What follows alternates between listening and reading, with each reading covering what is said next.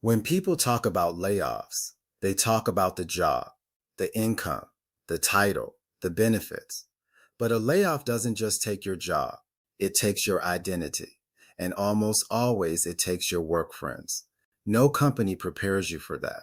No exit package covers the silence of not having people to talk to anymore.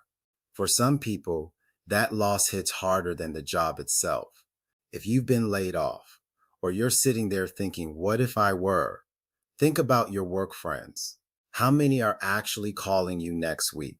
Not liking a LinkedIn post, not a thinking of you text, actually calling, checking in, showing up when there's nothing in it for them. That number is your real answer.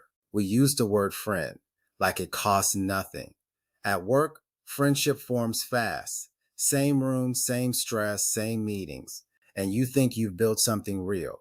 But most of those relationships aren't built on choice. They're built on proximity. And proximity disappears the second the job does. The moment you leave, you're not a friend who moved on.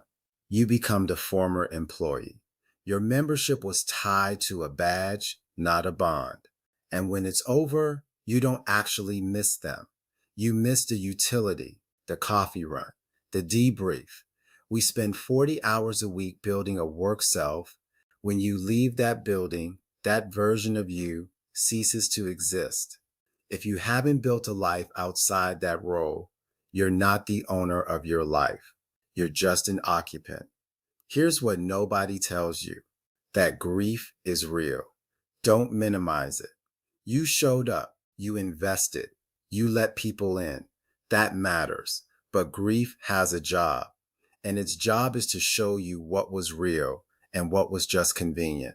The ones who stayed, hold them closer. They chose you when they didn't have to.